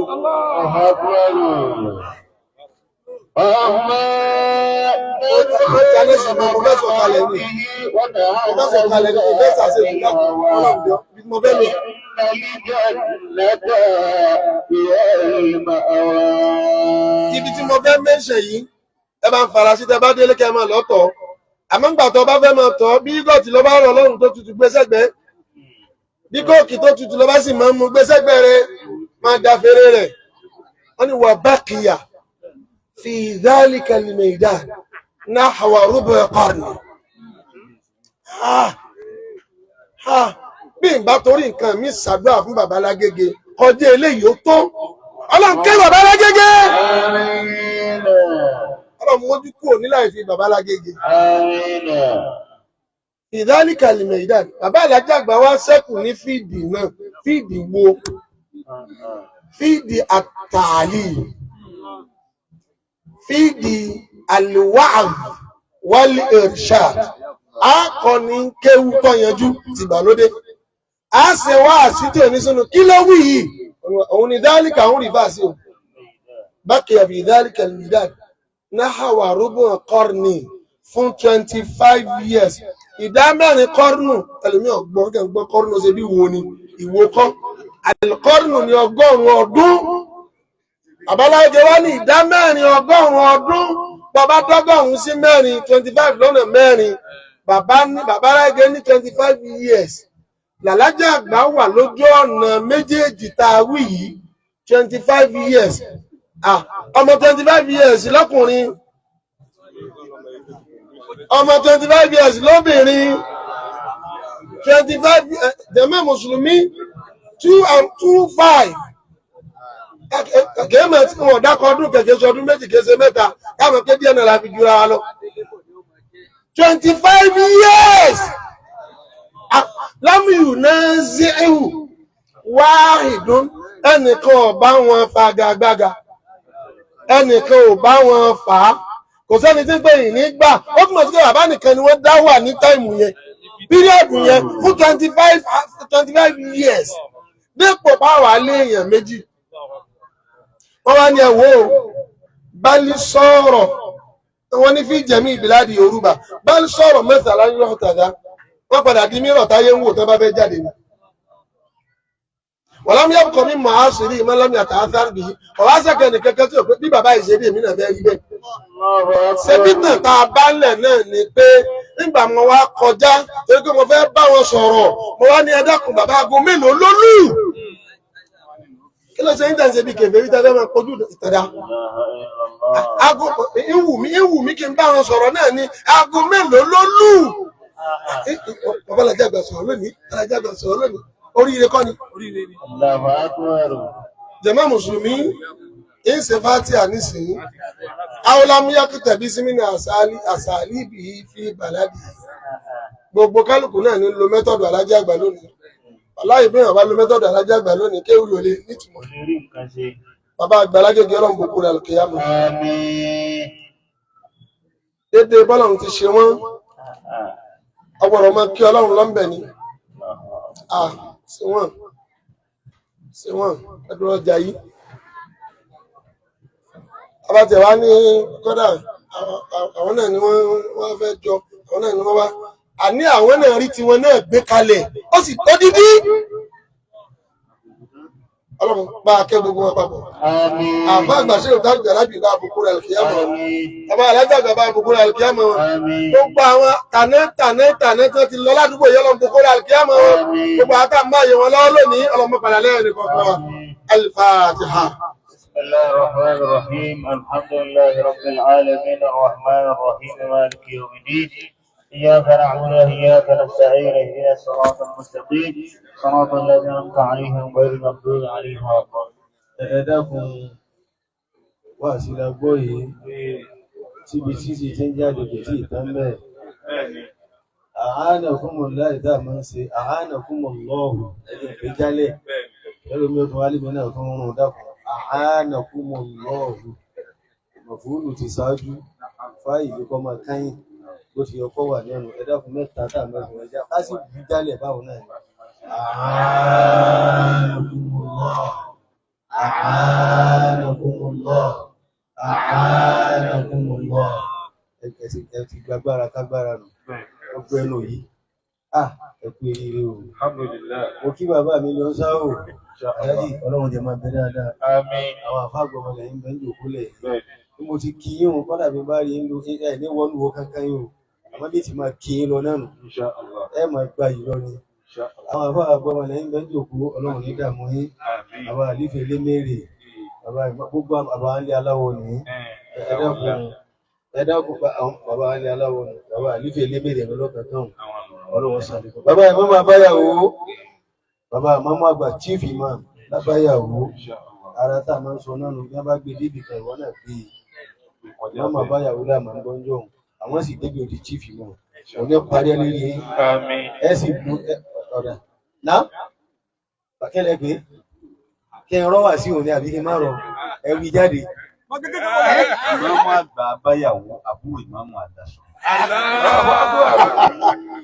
Ṣé bí àbá fẹ́ yàwó tán náà sọ ní ọwọ́ ọlọ́run jẹ máa bẹ dáadáa. Akí àbá wa Sheikh wa Dr. Al-Khalifa Abubakar Hassan Muhammad Raji Elehoro. Ọlọ́run ní dáadáa iná rú. À ń sẹlẹ̀bírẹ́tì Alájẹ́ àgbà àti Babalágédé ibà sàgbéètì wọn ṣáájú tipẹ́tipẹ́. Wọ́n ti ṣe tipẹ́tipẹ́. Ọlọ́run dákúrú ọlọ́run ẹ̀dá kọjá sí mẹ́ta. Babalágége ni wọ́n ní sí ké àwọn ìfarabalẹ̀ ní wọ́n bá kọ yìí kalẹ̀ lẹ́yìn bá wọ́n ní ẹbí àbákan lọ́kà wí fún ẹlòmí lè má gbà má tí wọ́n bá ti tẹ̀ Babalágége sí ní ibi tọ́lọ tó mọ alábàríkà dé tí wọ́n mọ̀ wọ́n lọ́ọ̀tì tíra rí náà kí wọ́n lọ́ọ̀tì ẹ̀ náà àrá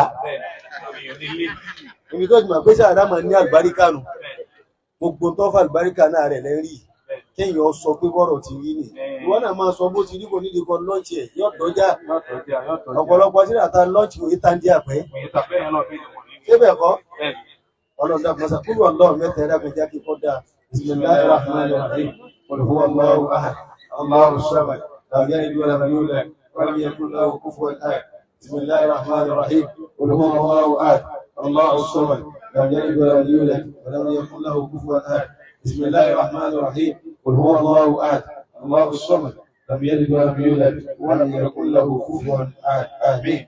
الله bàbá wa gbà ayára alówó ọ̀rọ̀ lẹ́sẹ̀nà mẹ́sẹ̀nà ọlọ́run ní fàkàtàrà yíṣù ẹ̀rọ ọlọ́run káwọ́ wọn ní iṣẹ́ yìí mà lágbà púpọ̀ wọ́n ní fúnra ọlọ́run náà lẹ́sẹ̀ ń bomi sí ti fi wọ́n pẹ̀lú gbọ́lọ́run gbogbo tí ó ṣe yé tẹ́fi lọ lè lò sí mi kẹ́ ọ̀rẹ́ yẹn oṣù mẹ́ta nísìn ọlọ́run ní tó ṣe yé.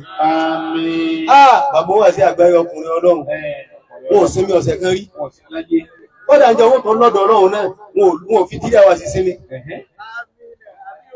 àbí sẹ́bẹ̀ ẹ̀kọ́ ni wà láyé ẹ̀sà ni wọ́n kúrò ọlọ́run mẹ́ta fún bàbá wọn sí àgbáyé wà yìí bismillahir rahmanir rahim qul huwallahu ahad allahus samad lam yalid walam yulad walam yakul lahu kufuwan ahad bismillahir rahmanir rahim qul huwallahu ahad allahus samad lam yalid walam yulad walam yakul lahu kufuwan ahad bismillahir rahmanir rahim qul huwallahu ahad allahus samad lam yalid walam yulad walam yakul lahu kufuwan ahad. Bàbá Khalifa jẹ́ ẹ̀ta ni wọ́n sọ èmi ò sì sí mẹ́ àmọ́ aláàjì wà bí mẹ́mẹ́ àfá àjíkò bí mẹ́mẹ́ wọ́n níjọ́ tí bá kú bí ìbàlú mi ní sí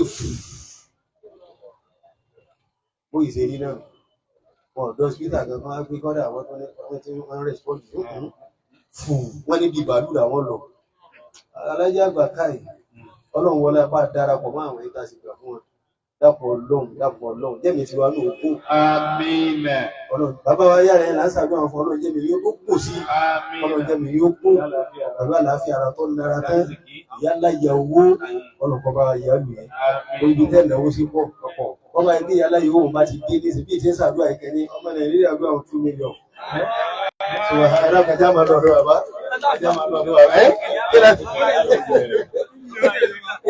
àwọn ọ̀rọ̀ ẹ̀kùn mi lọ́kàrá rẹ̀ wà láyé ibi tò ní sọ̀rọ̀ yìí. Àwọn bàbá ní owó 2,000 naira ọmọ àbá àjálù ẹgbà tọ̀dọ̀ yìí. Tàbí òkè ìtì ìnẹ́ta, bàbá ẹgbẹ́ ọmọdárí, ẹgbẹ́ àtúlẹ̀ ọlọ́run. Ṣé Lukman, àbá Whitey, àbá Màlẹ́ tó kú kí ọlọ́run sàgbẹ́fà àgbáríkà. Bàbá dọ́kọ̀ kí lẹ fẹ́ ṣe ẹ̀ṣẹ̀ṣẹ̀ náwó tán, ọya ẹkú yóò síbẹ̀, ẹ máa mú tẹ̀kàn ọlọ́.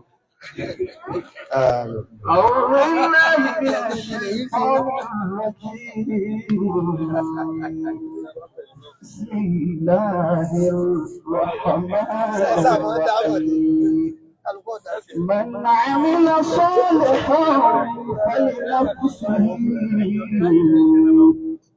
ومن أساء فعليها وما ربك بظلام للعبيد.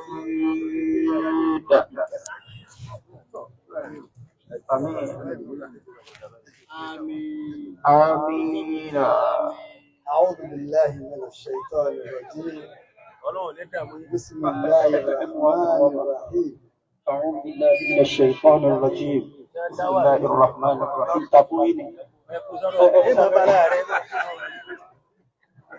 الحمد لله رب العالمين الرحمن الرحيم مالك يوم الدين. الحمد لله رب العالمين الرحمن الرحيم مالك يوم الدين. اللهم صل على سيدنا محمد وعلى آله وصحبه وسلم. اللهم صل على سيدنا محمد وعلى آله وأصحابه وسلم. آمين.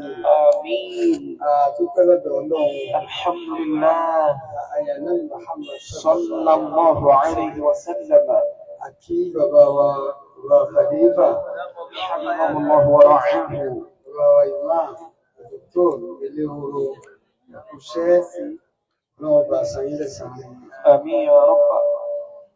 Bàbá àgbàlábáyàwó bàbá ìmọ̀ bàbá wa fẹ́rù mọ́ lẹ́rọ àwọn àfáà wa náà sáàsìláàmì lọ́dọ̀ bí i ṣe ò wà ìmọ̀mọ̀ àgbàlábáyàwó ṣe láìláha ìlàlá Muhammadu Rasulullah àwọn ní chief post ní jòkó yìí àwọn ni wọ́n ń gba bàbá wọ̀ lẹ́sìn lálejò àwọn ni wọ́n ń gba bàbá ọmọ lẹ́yìn lálejò bàbá lọ́lọ́dọ̀ àwọn tí wọ́n jọ ń gba wà lálejò dòtòrò Abíọ́wá dúpẹ́ lọ́dọ̀ Ọlọ́run àfọ àwọn Sheikh Abdullah àfáà àgbàlábáyàwó bàbá àgbà aláṣọ bàbá lè máa mọ̀ lọ́wọ́ jẹ́ máa wà dáadáa. Bí a wà náà ní táwọn pòfẹ́sọ̀ ránṣẹ́ sí wa pé iṣẹ́ kan dè wọ́n mọ́lẹ̀ ní Kwásù. Wọ́n á fẹ́ mọ sáré wà ẹ má ṣe pàpàpà gbogbo wa náà mọ̀ sojú ní jíṣẹ́ bàbá dòkítà pòfẹ́sọ̀ aláṣọ fún jàmáà náà. Bàbá máa yí alhamdulillah àdúgbò yìí kún kẹ́kẹ́ fáwọn ẹni Ọlọ́run. Ẹ̀yin ìyá wa ìyá àlùbáríkà tá a jọ ń ṣiṣẹ́ yìí. Bàbá wa náà ìbí àbáyàwó bàbá ń di ọ̀pẹ lè rí àwọn méjèèjì ní àbíkẹ́ ìrọ̀làjì àgbà lára wọn. Allahu akbar kabira. Lọ́mọ mọ́sà kálàájì onítìró. Wọ́n jọ mọ àwọn ni wọ́n gbé àṣàṣùlámì ìdádúgbò yìí látọjú ayé àlàjì àgbà. Àmọ̀rírì yín o ṣe púpọ̀. Aláwọn àjòkó kan táà tí wọ́n pàdé bàbá náà ìlú abáyàwó wa nídìí ọ̀pẹ.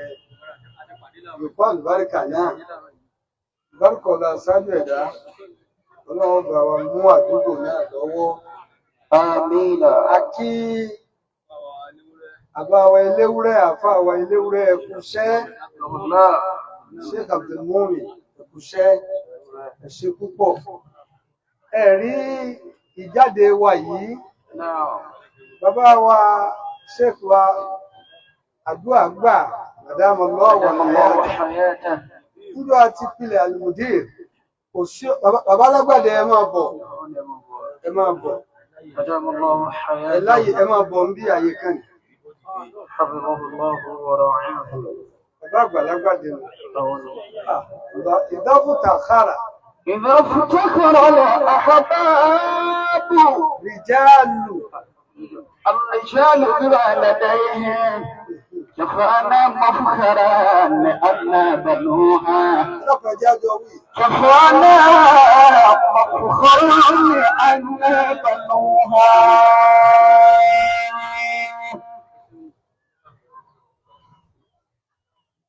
Níjọ́ àti pilẹ̀ ìjókòó yìí, Àmídù wa ní Gamọ́ ní àjọ ìjòkó ni wọ́n yẹ wọn kò. Kò sí táwọn náà fi rinlẹ̀ ni pé ó tó wa kápọ̀ mọ́ àlájẹ́ àgbà ní. Ṣọ̀fọ́nà ọ̀fọ̀fọ́n ní ẹgbẹ́ ẹ̀lọ́wọ́ ṣọ̀fọ́nà ọ̀fọ̀fọ́n ní ẹgbẹ́ ẹ̀lọ́wọ́.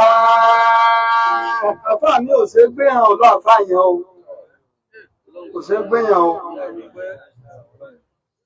Àfáà mi ò ṣe gbé hàn. Kò sì ṣe yẹ̀ ẹ́ lẹ̀. Làáfáà kan tí ẹrú Ọlọ́run kan ń lọ sí Bukhara ń lọ kéwú. Àwọn àfáà sì pọ̀ ní Bukhara púpọ̀. Lọ́ọ́ ra tàlímù kan ń bẹ tí wọ́n ṣe sáré òfó. Ó rọ̀rọ̀ yìí bẹ̀. Ò ní rí lójú mọ́tínù.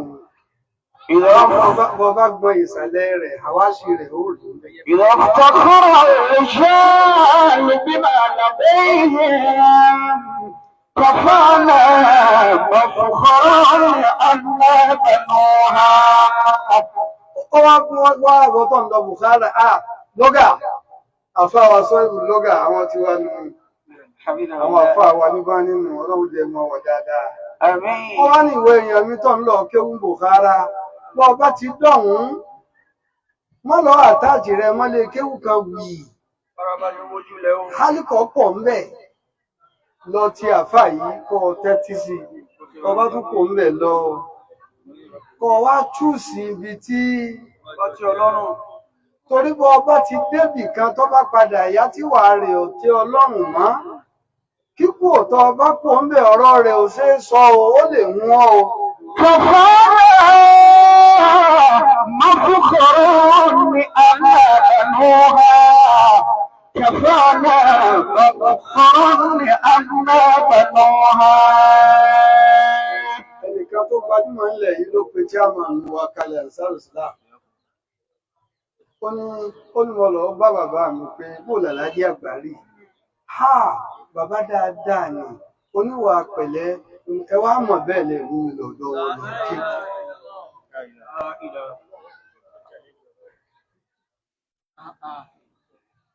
Ilé kéwù àfáà wa bó ṣe rí náà lẹ́ ń bọ̀.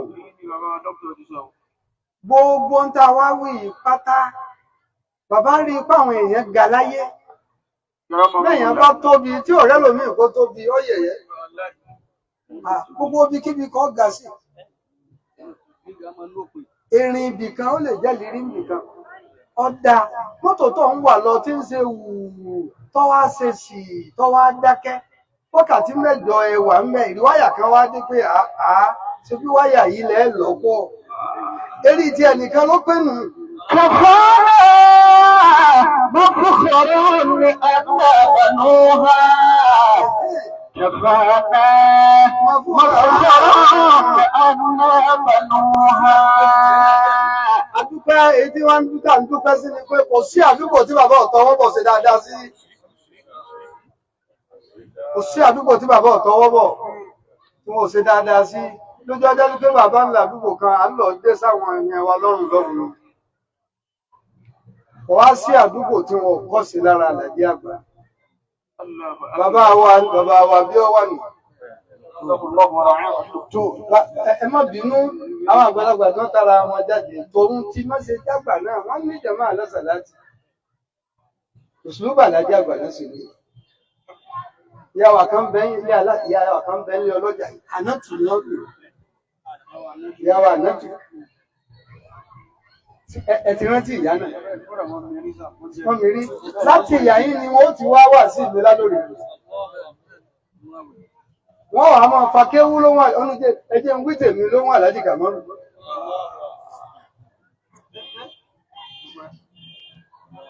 Àfá bàbá aláṣọ ní ọlọ́lọ́mọ ayé èèyàn tí wọ́n ti yè. Àníyè wọn Àlàjí àgbà. كفانا مفخرا لأننا بنوها. Bàbá àgbà agbáde bàbá wa Khalifatul Khulafa gbogbo Tìjàníyà ta'athara bi shay'in. Mo wí níjọ́ àlọ́ ṣe wá síjọ́ tí bàbá agbáde ṣaláìsí. Mo ní bàbá wa lífà tò ní àlùbáríkà Àlàjí àgbà mi lára. Ẹni ọba wà wà sí. Torí mo wà ń bẹ̀ tí bàbá wa agbáde tò ní fi mú bàbá àlífà tò ní wá. Mo wà ń bẹ̀. Ilé bàbá ọlọ́run gbẹ́bẹ̀ là ń ti ń bọ̀. Ìyàwó tí wọ́n ṣe gbẹ̀yìn. Ọmọ bàbá Agbáde lóbìnrin. Ó bá wà nílé kí wà dàbíyà tí bàbá Agbáde ní wà ládàbíyà. Ọmọ ọbí wọn àgbà lóbìnrin.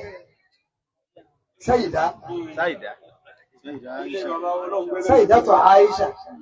Bàbá wa Agbáde wọ́n mú wá sádà. Àwa kò lè bàbá wa ọlọ́run gbẹ́bẹ̀ tí wọ́n ń ṣe ìyàwó níjọ́ náà. Wọ́n wá ń ṣe mọ̀lídì ilé gbágbá. Ọkàn yìí náà mi. Àwa ní bàbá ẹkún ọ wọlé díẹ̀ àlè tí ìbẹ̀rẹ̀ ní gbágbá. Ó sì wà lẹ́nu wọn láti lọ ní gbágbá.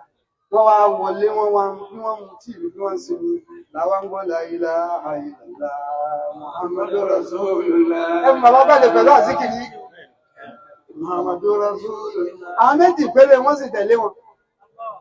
Ohun ni wọ́n ń sàn. Wọ́n sì ń gùnkè. Àwọn bàbá pẹ̀lú wọn ni àwọn ọkùnrin lọ. Bàbá Agbáde ní àwọn àtẹ̀ta.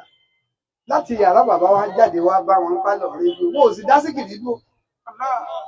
Nígbà wọ́n wà wọ́n ní sọ́lá wọ́n sọ́lé àlà. Wọ́n wá kéde lẹ̀ tán. Bàbá ní gbogbo ń tàn sí ọlọ́run bí ó jọ tí ẹ̀.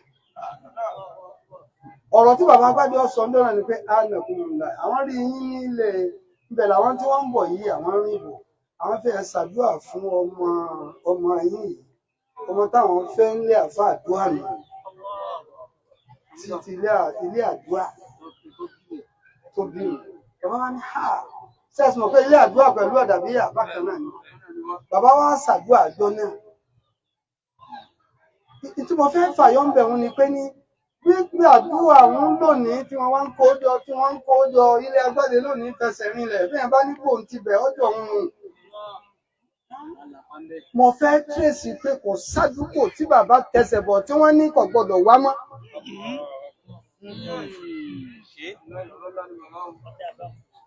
A gbọdọ̀ rí mọ́. Ẹ̀kọ́ ni ká lọ kọ́ wà sí tá ń gbé káàkiri yìí. Gbogbo bí bàbá ṣe ń gbé wà sí káàkiri ní ọ̀hún la rí ní òyí o.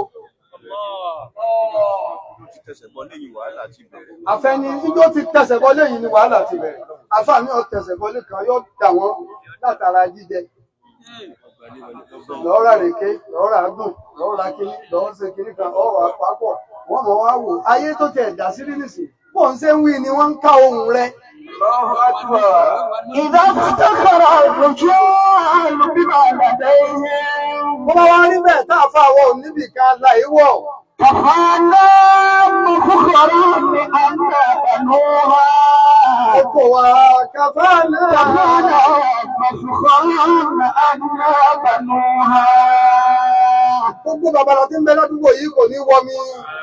Àfáwà Abúlímáyí ní gbogbo ayé bá ń sọ̀sọ̀ láti tí ń ṣe yìí àwọn ọmọ pilẹ̀. Àbí? Sheikh la ilaha illallah ni. Àfáwà gbogbo àwọn ẹni Ọlọ́run wọn máa rí nà papọ̀. Bàbá wa aládàáńgbà làwọn ṣe rídímọ̀ fún. Wọ́n wá ṣe rídímọ̀ yìí àṣepọ̀ ń bẹ láàrin àfáà wa aládàáńgbà pẹ̀lú àfáà àgbà. Àbí òsì?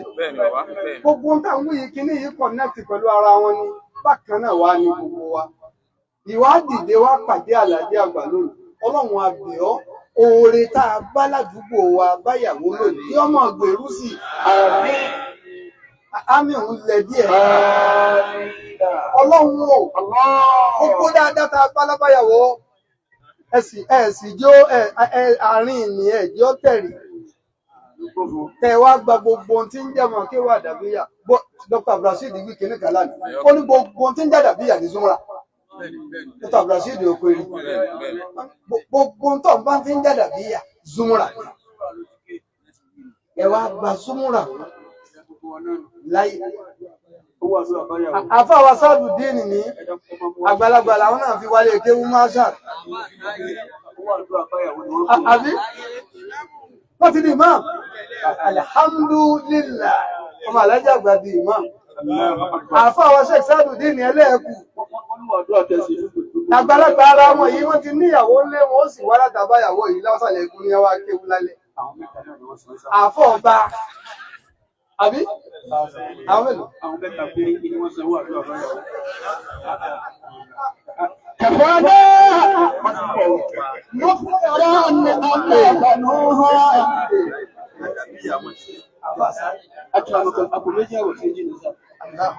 كفانا مفخرا بأن بنوها. Ẹni Allahu Akbar. Ara gbogbo táwọn bàbá fẹ́ ń bẹ lára fà.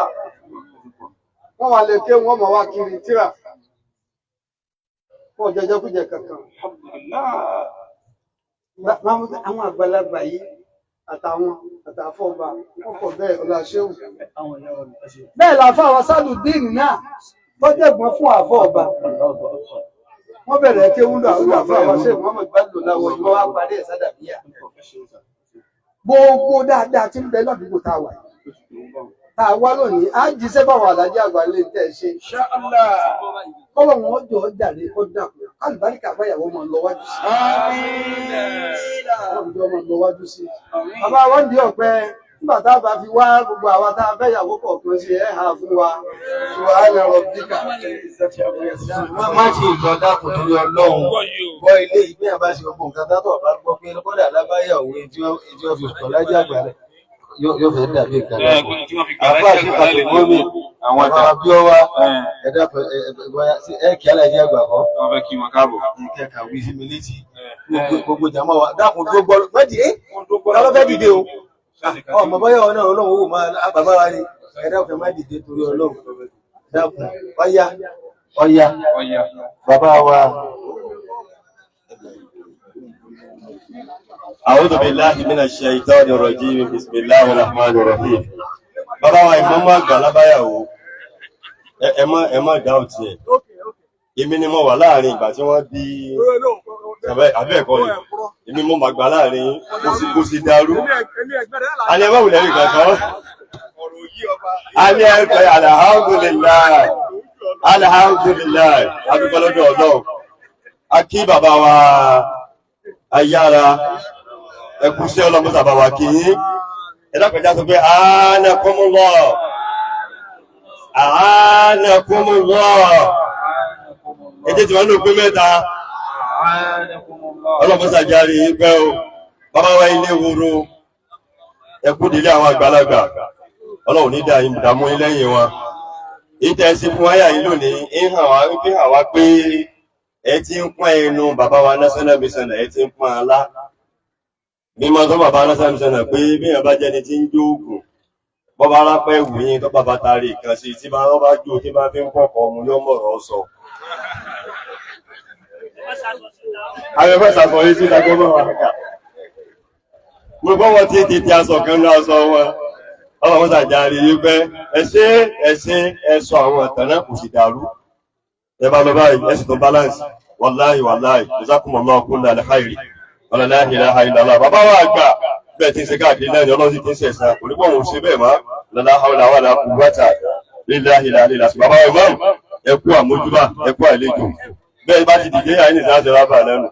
Ẹ ń dìde báyìí, a sì rábà lẹ́nu. Bàbá wa ìgbọ́mọ̀ aláṣọ ń ṣe tó àmà àbáyé tó chífì máa mọ abáyàwó ẹ̀gbọ́n yín. Ààlẹ́kọ̀ọ́bọ̀lá. Bàbá níbẹ̀ àbáwa Abdulmumin. Bàbá wa náà ìbí lábáyàwó. Bàbá wa ọlọ́mọsàjárí yín pẹ́. Bàbá wa náà ìbí àti bàbá wa ìdí ọ̀pẹ. Ọlọ́run nìkan ló san wọ́n lẹ́san. Lérí ọ̀rọ̀ ọ̀pá gbàlejò yìí wọ́n fẹ́ mọ́ lójú oorun. Àpàdé lé wọn láì mọye ìgbà. Táyé káyìí náà ni wọ́n kọ́lá wọn máa dá sọ́dá àwọn èyí jíkìrì àti àfá aláṣọ wọn tẹ́kì máa wọ aṣọ wọn. Ọlọ́run tó so yín pọ̀lọ́ mọ́ yà yín láíláí, mọ́kànjú gbé yín lẹ́ o. Ọ̀nà la ilaha illallah, ọ̀nà al-Qur'an al-Azim. Àfá wa ilé wúrẹ́ àti àfá wa àwé Abdulmujib, Abdulmahi. Wọ́n ṣe púpọ̀, wọ́n ṣe. A máa fi Ọlọ́run kí yín. Babalá kí alájá àgbà agbára wọ̀, kábá ti kí alájá àgbà jù pé ká sọ pé Ọlọ́run sábà wá kí wọn lọ. Ló jẹ́ ajá ń tí agbára wá. Bàbá yá máa kà á ilẹ̀ oṣù. Gbogbo àwọn tí wọ́n fún wa lówó ṣáàlá púpọ̀ yín ní bẹ́yà yìí. A sì tẹ́ tágbé jáde tẹ́rì ó pọ̀ yín bẹ̀ pé bẹ́ẹ̀ ti ṣe ní. Bọ́bá sí pé gbára wá ti ká lónìí ni àbádé á máa ka mílíọ̀nù. Inú mi dùn bàbá wa yára. Mo wà ń bẹ̀ nígbà tẹ́ ń ṣe ilé bàbá wa jára tí 20 million naira jáde fòtì. Ẹ̀rú bà mí pé ń jọ abáyàwó bá kàwá báyìí. Wà láìfẹ́ ẹ padà fún fa lọ́jọ́ mi. Àwọn náà wà gbé 20 million naira kalẹ̀. Ní bá ti wà lónìí yìí, bàbá wa yára. Pẹ̀lú àṣẹ bàbá wa ìmọ̀mù lábáyàwó tí wọ́n ó dìde. Tí wọ́n wà gba owó náà tí ó jẹ́ gẹ́gẹ́ bí aṣáájú abáyàwó dìí. في الدولة هو رئيسنا في الدولة وأنت رئيسنا في الدين إذا àbí bẹ́ẹ̀ kọ́ ni ṣáájú wa níbi ọ̀rọ̀ ẹ̀sìn déwájú àwọn àfáà wa pé wọ́n ṣe ń a sum of 290,000 naira. 290,000 naira. Àmọ́ sí pé wọ́n á kó kàlùkọ́ mọ̀ pé 300 ní ọba wà yá ọyá. Plus 5,000. Ó kú 5,000 pé ní tí ó pé 300,000. 5,000 gbogbo ló ti wá. Àbáyọ̀ ló ti wá. Gbogbo ló ti wá. Mọ́mọ́ aláṣọ. Ẹjẹ́ wà pọ̀ gómìnà ò. Bàbá ìmáàmù wa ní ìdíò èmi ò tí ẹmọ pé la ilaha illallah. Bàbá wa ìmáàmù àgbà lábáyàwó níjẹ̀ ìtàdíjẹ̀ ni. Bàbá wa lára. Wọ́n ní sum of 5,000 naira.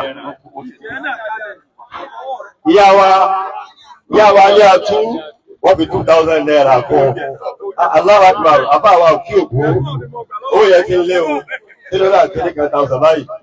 Ọlọ́run ò ṣe. Ìmáàmù wa náà ní àbúrò wọn mú 1,000 wá. Ẹ̀wọ̀n kan. Wọ́n di 303,000 naira. Ó ti dá báwọn. Tọ́wọ́ níbẹ̀ bàbá ìmáàmù. Ẹ dá wa dọ́dọ̀ àwọn àgbàlagbà. lábẹ́ bí wọ́n ti ń lọ́dọ̀ àwọn àgbàlagbà wọn dákòókò kéde yìí.